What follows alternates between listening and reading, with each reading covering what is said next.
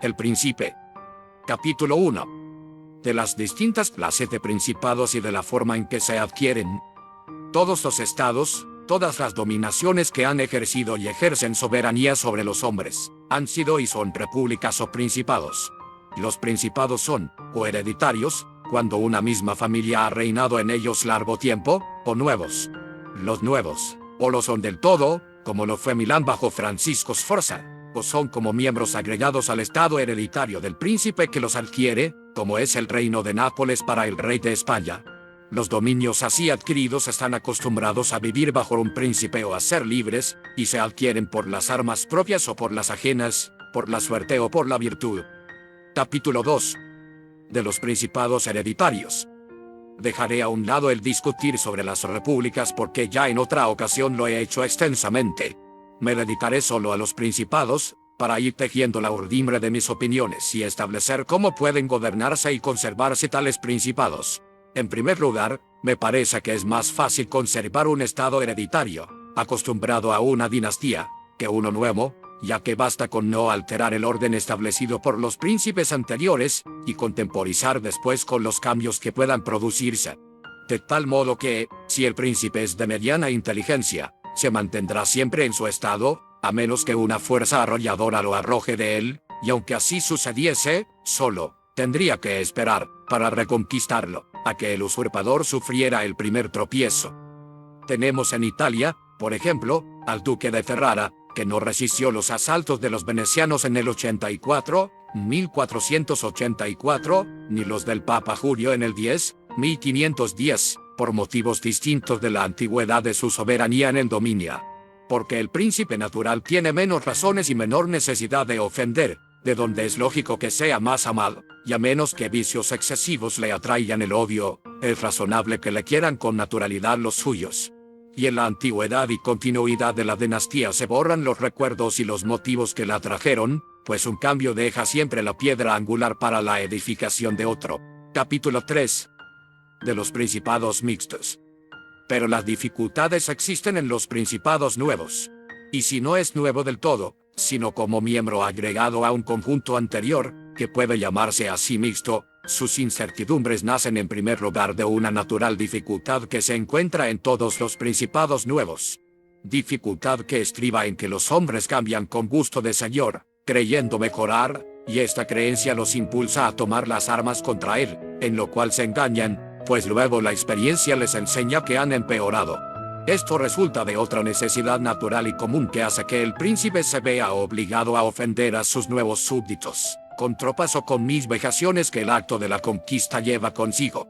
De modo que tienes por enemigos a todos los que has ofendido al ocupar el principado, y no puedes conservar como amigos a los que te han ayudado a conquistarlo, porque no puedes satisfacerlos como ellos esperaban, y puesto que les estás obligado, tampoco puedes emplear medicinas fuertes contra ellos, porque siempre, aunque se descanse en ejércitos poderosísimos, se tiene necesidad de la colaboración de los provincianos para entrar en una provincia. Por estas razones, Luis VI, rey de Francia, ocupó rápidamente a Milán, y rápidamente lo perdió, y bastaron la primera vez para arrebatárselo las mismas fuerzas de Ludovico Sforza, porque los pueblos que le habían abierto las puertas, al verse defraudados en las esperanzas que sobre el bien futuro habían abrigado, no podían soportar con resignación las imposiciones del nuevo príncipe.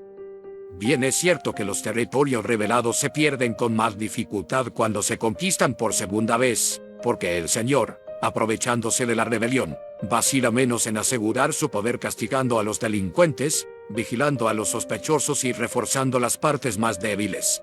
De modo que, si para hacer perder Milán a Francia bastó la primera vez un duque Ludovico que hiciese un poco de ruido en las fronteras, para hacérselo perder la segunda se necesitó que todo el mundo se concertase en su contra, y que sus ejércitos fuesen aniquilados y arrojados de Italia, lo cual se explica por las razones antedichas. Desde luego, Francia perdió a Milán tanto la primera como la segunda vez. Las razones generales de la primera ya han sido discurridas, quedan ahora las de la segunda, y queda el ver los medios de que disponía o de que hubiese podido disponer alguien que se encontrara en el lugar de Luis VI para conservar la conquista mejor que él. Estos estados, que al adquirirse se agregan a uno más antiguo, o son de la misma provincia y de la misma lengua, o no lo son. Cuando lo son, es muy fácil conservarlos, sobre todo cuando no están acostumbrados a vivir libres, y para afianzarse en el poder, basta con haber borrado la línea del príncipe que los gobernaba, porque, por lo demás, y siempre que se respeten sus costumbres y las ventajas de que gozaban, los hombres permanecen sosegados, como se ha visto en el caso de Borgoña, Bretaña, Gascuña y Normandía, que están sujetas a Francia desde hace tanto tiempo, y aun cuando hay alguna diferencia de idioma, sus costumbres son parecidas y pueden convivir en buena armonía.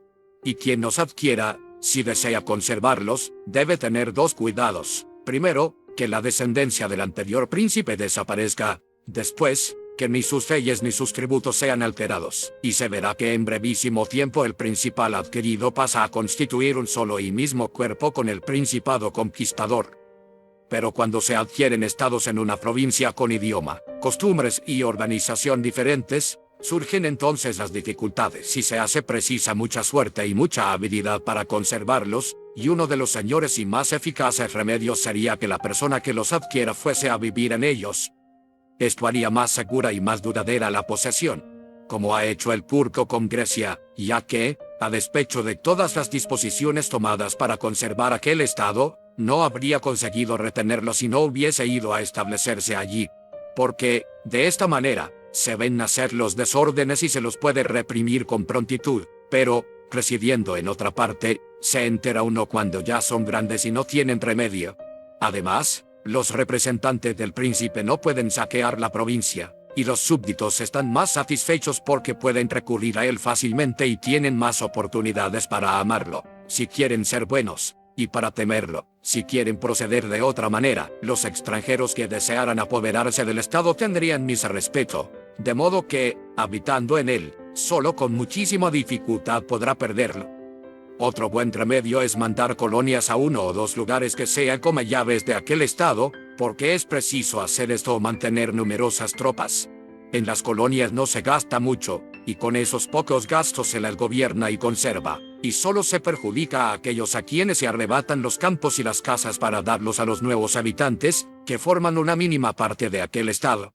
Y como los damnificados son pobres y andan dispersos, jamás pueden significar peligro, y en cuanto a los demás, como por una parte no tienen motivos para considerarse perjudicados, y por la otra temen incurrir en falta y exponerse a que les suceda lo que a los despojados, se quedan tranquilos.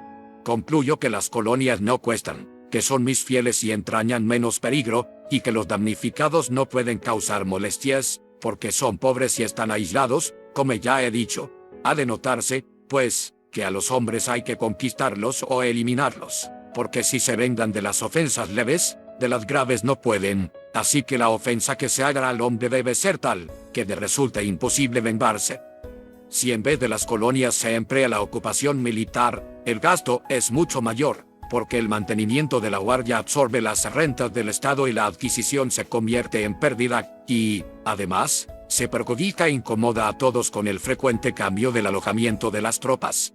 Incomodidad y perjuicio que todos sufren, y por los cuales todos se vuelven enemigos, y son enemigos que deben temerse, aun cuando permanezcan encerrados en sus casas. La ocupación militar es, pues, desde cualquier punto de vista, tan inútil como útiles son las colonias. El príncipe que anexe una provincia de costumbres, lengua y organización distintas a las de la suya, debe también convertirse en paladín y defensor de los vecinos menos poderosos, ingeniarse para debilitar a los de mayor poderío y cuidarse de que, bajo ningún pretexto, entre en su estado un extranjero tan poderoso como él, porque siempre sucede que el recién llegado se pone de parte de aquellos que, por ambición o por miedo, están descontentos de su gobierno, como ya se vio cuando los etolios llamaron a los romanos a Grecia. Los invasores entraron en las demás provincias llamados por sus propios habitantes. Lo que ocurre comúnmente es que, no bien un extranjero poderoso entra en una provincia, se le adhieren todos los que sienten envidia del que es más fuerte entre ellos, de modo que el extranjero no necesita gran fatiga para ganarlos a su causa, ya que enseguida y de buena gana forman un bloque con el Estado invasor. Solo tiene que preocuparse de que después sus aliados no adquieran demasiada fuerza y autoridad, cosa que puede hacer fácilmente con sus tropas, que abatirán a los poderosos y lo dejarán árbitro único de la provincia. El que, en lo que a esta parte se refiere, no gobierne bien perderá muy pronto lo que hubiere conquistado, y aun cuando lo conserve, tropezará con infinitas dificultades y obstáculos. Los romanos, en las provincias de las cuales se hicieron dueños, observaron perfectamente estas reglas, establecieron colonias, respetaron a los menos poderosos sin aumentar su poder, avasallaron a los poderosos y no permitieron adquirir influencia en el país a los extranjeros poderosos. Y quiero que me baste lo sucedido en la provincia de Grecia como ejemplo. Fueron respetados acayos y etolios, fue sometido el reino de los macedonios, fue expulsado Antíoco, y nunca los méritos que hicieron acayos o etolios os llevaron a permitirles expansión alguna, ni las palabras de Filipo los indujeron a tenerlo como amigos sin someterlo, ni el poder de Antíoco pudo hacer que consintiesen en darle ningún estado en la provincia. Los romanos hicieron en estos casos lo que todo príncipe prudente debe hacer, lo cual no consiste simplemente en preocuparse de los desórdenes presentes, sino también de los futuros, y de evitar los primeros a cualquier precio. Porque previniéndolos a tiempo se pueden remediar con facilidad, pero si se espera que progresen, la medicina llega a deshora, pues la enfermedad se ha vuelto incurable. Sucede lo que los médicos dicen del tísico, que al principio su mal es difícil de conocer, pero fácil de curar, mientras que, con el transcurso del tiempo, al no haber sido conocido ni atajado, se vuelve fácil de conocer, pero difícil de curar. Así pasa en las cosas del Estado, los males que nacen en él, cuando se los descubre a tiempo, lo que solo he dado al hombre sagaz, se los cura pronto, pero ya no tienen remedio cuando, por no haberlos advertido, se los deja crecer hasta el punto de que todo el mundo los ve. Pero como los romanos vieron con tiempo los inconvenientes, los remediaron siempre, y jamás les dejaron seguir su curso por evitar una guerra, porque sabían que una guerra no se evita, sino que se difiere para provecho ajeno. La declaración, pues, a Filipo y a Antíoco en Grecia, para no verse obligados a sostenerla en Italia, y aunque entonces podían evitarla tanto en una como en otra parte, no lo quisieron. Nunca fueron partidarios de ese consejo, que está en boca de todos los sabios de nuestra época. Hay que esperarlo todo el tiempo. Prefirieron confiar en su prudencia y en su valor, no ignorando que el tiempo puede traer cualquier cosa consigo, y que puede engendrar tanto el bien como el mal, y tanto el mal como el bien. Pero volvamos a Francia y examinemos si se ha hecho algo de lo dicho. Hablaré, no de Carlos, sino de Luis, es decir, de aquel que, por haber dominado más tiempo en Italia, nos ha permitido apreciar mejor su conducta. Y se verá cómo ha hecho lo contrario de lo que debe hacerse para conservar un estado de distinta nacionalidad. El rey Luis fue llevado a Italia por la ambición de los venecianos, que querían, gracias a su intervención, conquistar la mitad de Lombardía. Yo no pretendo censurar la decisión tomada por el rey, porque si tenía el propósito de empezar a introducirse en Italia, y carecía de amigos, y todas las puertas se le cerraban a causa de los desmanes del rey Carlos, no podía menos que aceptar las amistades que se le ofrecían, y habría triunfado en su designio si no hubiese cometido error alguno en sus medidas posteriores. Conquistada, pues, la Lombardía, el rey pronto recobró para Francia la reputación que Carlos le había hecho perder.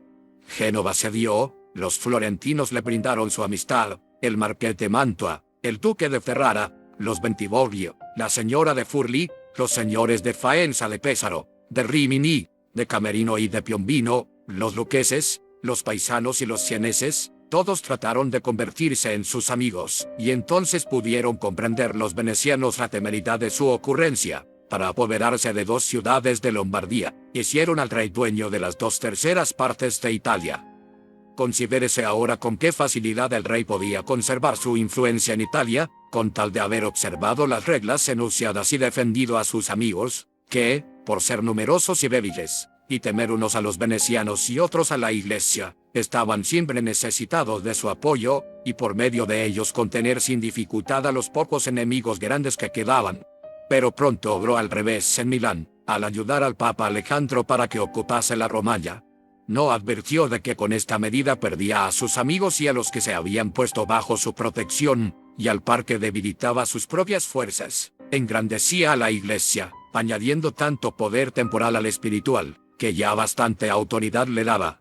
Y cometido un primer error, hubo que seguir por el mismo camino, y para poner fin a la ambición de Alejandro e impedir que se convirtiese en señor de Toscana, se vio obligado a volver a Italia. No le bastó haber engrandecido a la Iglesia y perdido a sus amigos, sino que, para gozar tranquilo del reino de Nápoles, lo compartió con el rey de España, y donde él era antes árbitro único, puso un compañero para que los ambiciosos y descontentos de la provincia tuviesen a quien recurrir, y donde podía haber dejado a un rey tributario, llamó a alguien que podía echarlo a él. El ansia de conquista es, sin duda, un sentimiento muy natural y común, y siempre que lo hagan los que pueden, antes serán alabados que censurados, pero cuando intentan hacerlo a toda costa los que no pueden, la censura es lícita. Si Francia podía, pues, con sus fuerzas apoderarse de Nápoles, debía hacerlo, y si no podía, no debía dividirlo. Si el reparto que hizo de Lombardía con los venecianos era excusable porque le permitió entrar en Italia, lo otro, que no estaba justificado por ninguna necesidad, es reprobable.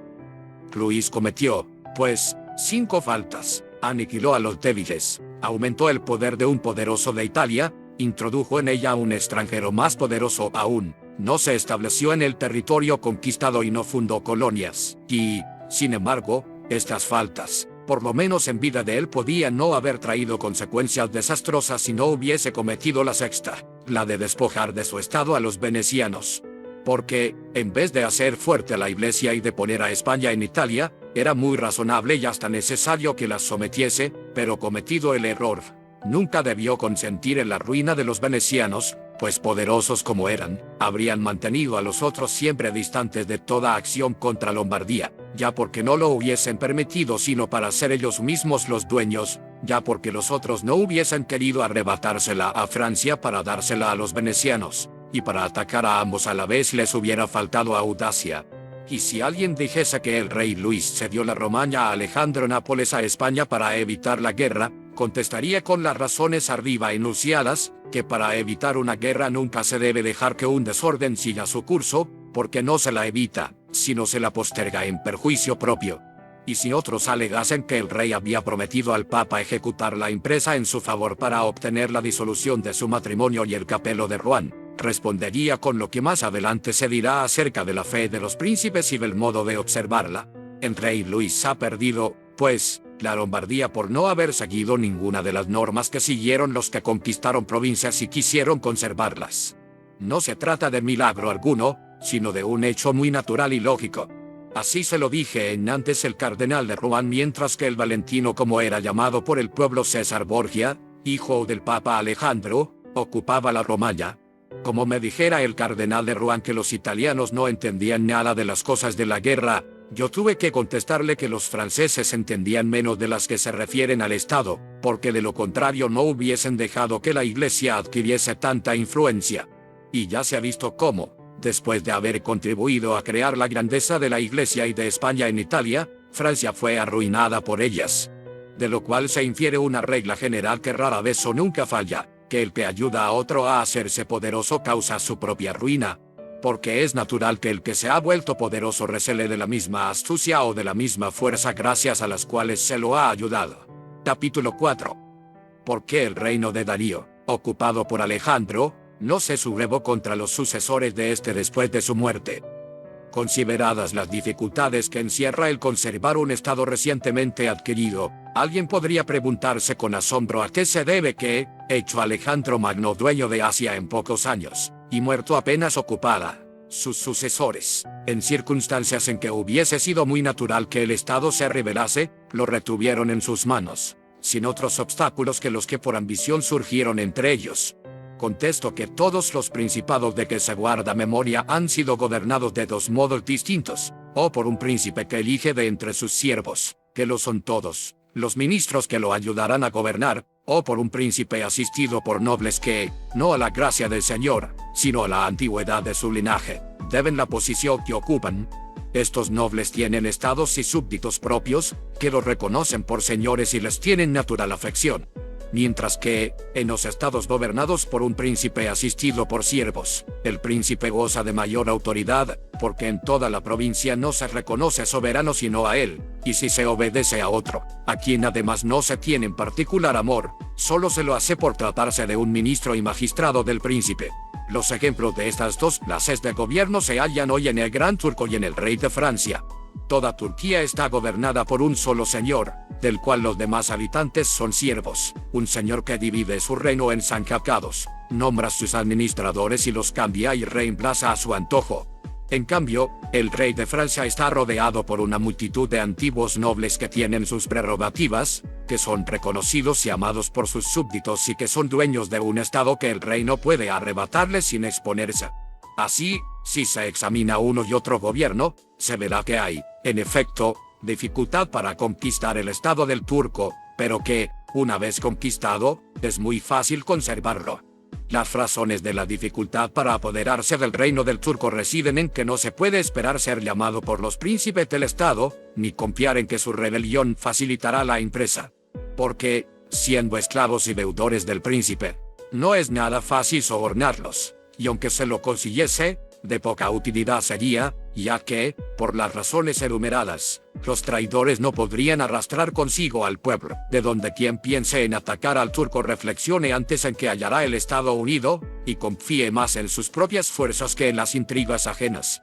Pero una vez vencido y derrotado en campo abierto de manera que no pueda rehacer sus ejércitos, ya no hay que temer sino a la familia del príncipe, y extinguida esta, no queda nadie que signifique peligro, pues nadie goza de crédito en el pueblo, y como antes de la victoria el vencedor no podía esperar nada de los ministros del príncipe, nada debe temer después de ella. Lo contrario sucede en los reinos organizados como el de Francia, donde, si te atraes a algunos de los nobles, que siempre existen descontentos y amigos de las mudanzas, fácil te será entrar. Estos, por las razones ya dichas, pueden abrirte el camino y facilitarte la conquista, pero si quieres mantenerla, tropezarás después con infinitas dificultades y tendrás que luchar contra los que te han ayudado y contra los que has oprimido. No bastará que extermines la raza del príncipe, quedarán los nobles, que se harán cabecillas de los nuevos movimientos, y como no podrás conformarlos ni matarlos a todos, perderás el estado en la primera oportunidad que se les presente. Ahora, si se medita sobre la naturaleza del gobierno de Darío se advertirá que se parecía mucho al del turco. Por eso fue preciso que Alejandro fuera a su encuentro y le derribara encampada. Después de la victoria, y muerto Darío, Alejandro quedó dueño tranquilo del estado, por las razones discurridas. Y si los sucesores hubiesen permanecido unidos, habrían podido gozar en paz de la conquista, porque no hubo en el reino otros tumultos que los que ellos mismos suscitaron. Pero es imposible gozar con tanta seguridad de un estado organizado como el de Francia. Por ejemplo, los numerosos principados que había en España, Italia y Grecia explican las frecuentes revueltas contra los romanos, y mientras perduró el recuerdo de su existencia, los romanos nunca estuvieron seguros de su conquista, pero una vez el recuerdo borrado, se convirtieron, gracias a la duración y al poder de su imperio, en sus seguros dominadores. Y así después pudieron, peleándose entre sí, sacar la parte que les fue posible en aquellas provincias, de acuerdo con la autoridad que tenían en ellas, porque, habiéndose extinguido la familia de sus antiguos señores, no se reconocían otros dueños que los romanos. Considerando, pues, estas cosas, no se asombrará nadie de la facilidad con que Alejandro conservó el imperio de Asia, y de la dificultad con que los otros conservaron lo adquirido, como Pirro y muchos otros. Lo que no depende de la poca o mucha virtud del conquistador, sino de la naturaleza de lo conquistado. Capítulo 5.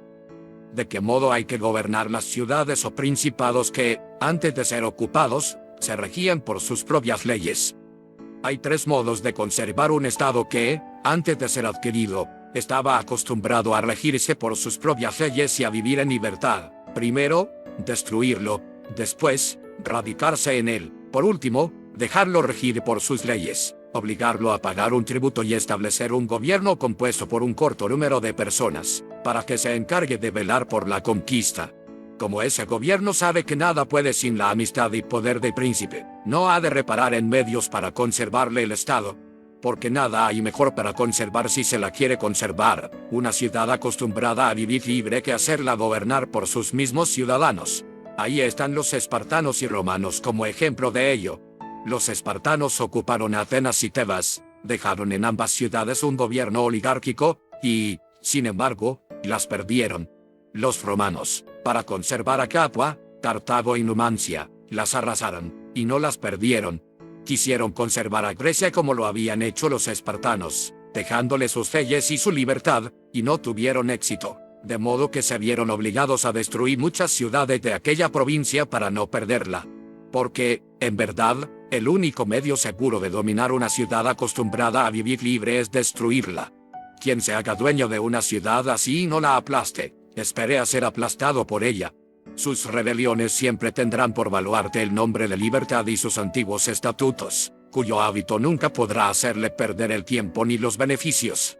Por mucho que se haga y se prevea, si los habitantes no se separan ni se dispersan, nadie se olvida de aquel nombre ni de aquellos estatutos, y a ellos inmediatamente recurren en cualquier contingencia, como hizo Pisa luego de estar un siglo bajo el yugo florentino. Pero cuando las ciudades o provincias están acostumbradas a vivir bajo un príncipe, y por la extinción de este y su linaje queda vacante el gobierno, como por un lado los habitantes están habituados a obedecer y por otro no tienen a quién, y no se ponen de acuerdo para elegir a uno de entre ellos, ni saben vivir en libertad, y por último tampoco se deciden a tomar las armas contra el invasor, un príncipe puede fácilmente conquistarlas y retenerlas. En las repúblicas, en cambio, hay más vida, más odio, más ansias de venganza. El recuerdo de su antigua libertad no les concede, no puede concederles un solo momento de reposo. Hasta tal punto que el mejor camino es destruirlas o radicarse en ellas. Capítulo 6. De los principados nuevos que se adquieren con las armas propias y el talento personal. Nadie se asombre de que, al hablar de los principados de nueva creación y de aquellos en los que solo es nuevo el príncipe, traiga yo a colación ejemplos ilustres. Los hombres siguen casi siempre el camino abierto por otros y se empeñan en imitar las acciones de los demás, y aunque no es posible seguir exactamente el mismo camino ni alcanzar la perfección del modelo, todo hombre prudente debe entrar en el camino seguido por los grandes e imitar a los que han sido excelsos, para que, si no los iguala en virtud, por lo menos se les acerque, y hacer como los arqueros experimentados, que, cuando tienen que dar en blanco muy lejano, y dado que conocen el alcance de su arma, apuntan por sobre él, no para llegar a tanta altura, sino para acertar donde se lo proponían con la ayuda de mira tan elevada. Los principados de nueva creación, donde hay un príncipe nuevo, son más o menos difíciles de conservar según que sea más o menos hábil el príncipe que los adquiere. Y dado que el hecho de que un hombre se convierta de la nada en príncipe presupone necesariamente talento o suerte, es de creer que una u otra de estas dos cosas allana, en parte, muchas dificultades. Sin embargo, el que menos ha confiado en el azar es siempre el que más tiempo se ha conservado en su conquista. También facilita enormemente las cosas el que un príncipe, al no poseer otros estados, se vea obligado a establecerse en el que ha adquirido. Pero quiero referirme a aquellos que no se convirtieron en príncipes por el azar, sino por sus virtudes. Y digo entonces que, entre ellos, los más ilustres han sido Moisés, Ciro, Rómulo, Teseo y otros no menos grandes. Y aunque Moisés solo fue un simple agente de la voluntad de Dios, merece, sin embargo, nuestra admiración, siquiera sea por la gracia que lo hacía digno de hablar con Dios. Pero también son admirables Ciro y todos los demás que han adquirido o fundado reinos, y si juzgamos sus hechos y su gobierno, hallaremos que no deslucen ante los de Moisés, que tuvo tan gran preceptor. Y si nos detenemos a estudiar su vida y sus obras, descubriremos que no deben a la fortuna sino el haberles proporcionado la ocasión propicia, que fue el material al que ellos dieron la forma conveniente. Verdad es que, sin esa ocasión, sus méritos de nada hubieran valido, pero también es cierto que, sin sus méritos, era inútil que la ocasión se presentara. Fue, pues, necesario que Moisés hallara al pueblo de Israel esclavo y oprimido por los egipcios para que ese pueblo, ansioso de salir de su sojuzgamiento, se dispusiera a seguirlo. Se hizo menester que Rómulo no pudiese vivir en Alba y estuviera expuesto desde su nacimiento, para que llegase a ser rey de Roma y fundador de su patria. Ciro tuvo que ver a los persas descontentos de la dominación de los medas, y a los medas flojos e indolentes como consecuencia de una larga paz. No habría podido Teseo poner de manifiesto sus virtudes si no hubiese sido testigo de la dispersión de los atenienses. Por lo tanto, estas ocasiones permitieron que estos hombres realizaran felizmente sus designios, y, por otro lado, sus méritos permitieron que las ocasiones rindieran provecho, con lo cual llenaron de gloria y de dicha a sus patrias. Los que, por caminos semejantes a los de aquellos, se convierten en príncipes, adquieren el principado con dificultades, pero lo conservan sin sobresaltos. Las dificultades nacen en parte de las nuevas leyes y costumbres que se ven obligados a implantar para fundar el Estado y proveer a su seguridad. Pues debe considerarse que no hay nada más difícil de emprender, ni más dudoso de hacer triunfar, ni más peligroso de manejar, que el introducir nuevas leyes. Se explica, el innovador se transforma en enemigo de todos los que se beneficiaban con las leyes antiguas, y no se branquea sino la amistad tibia de los que se beneficiarán con las nuevas. Tibieza en estos, cuyo origen es, por un lado, el temor a los que tienen de su parte a la legislación antigua, y por otro, la incredulidad de los hombres, que nunca fían en las cosas nuevas hasta que ven sus frutos. De donde resulta que, cada vez que los que son enemigos tienen oportunidad para atacar, lo hacen enérgicamente, y aquellos otros asumen la defensa con tibieza, de modo que se expone uno a caer con ellos. Por consiguiente, si se quiere analizar bien esta parte, es preciso ver si esos innovadores lo son por sí mismos, o si dependen de otros, es decir, si necesitan recurrir a la súplica para realizar su obra, o si pueden imponerla por la fuerza.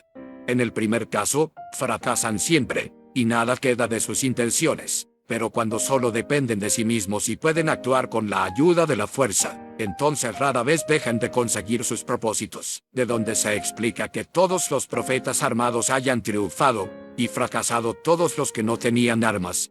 Hay que agregar, además, que los pueblos son tornadizos, y que, si es fácil convencerlos de algo, es difícil mantenerlos fieles a esa convicción, por lo cual conviene estar preparados de tal manera, que, cuando ya no crean, se les pueda hacer creer por la fuerza. Moisés, Ciro, Teseo y Rómulo no habrían podido hacer respetar sus estatutos durante mucho tiempo si hubiesen estado desarmados. Como sucedió en nuestro Fray Jerónimo Savonarola, que fracasó en sus innovaciones en cuanto la gente empezó a no creer en ellas, pues se encontró con que carecía de medios tanto para mantener fieles en su creencia a los que habían creído como para hacer creer a los incrédulos. Hay que reconocer que estos revolucionarios tropiezan con serias dificultades, que todos los peligros surgen en su camino y que solo con gran valor pueden superarlos, pero vencidos los obstáculos, y una vez que han hecho desaparecer a los que tenían envidia de sus virtudes, viven poderosos, seguros, honrados y felices. A tan excelsos ejemplos hay que agregar otro de menor jerarquía, pero que guarda cierta proporción con aquellos y que servirá para todos los de igual clase. Es el de Hierón de Siracusa, que de simple ciudadano llegó a ser príncipe sin tener otra deuda con el azar que la ocasión, pues los siracusanos, opnidos, lo nombraron su capitán, y fue entonces cuando hizo méritos suficientes para que lo eligieran príncipe. Y a pesar de no ser noble, dio prueba de tantas virtudes, que quien ha escrito de él ha dicho, quod nihil ideerat regnandum praeter regnum. 1. Licenció el antiguo ejército y creó uno nuevo, dejó las amistades viejas y se hizo de otras, y así, rodeado por soldados y amigos adictos, pudo construir sobre tales cimientos cuanto edificio quiso, y lo que tanto le había costado adquirir, poco le costó conservar.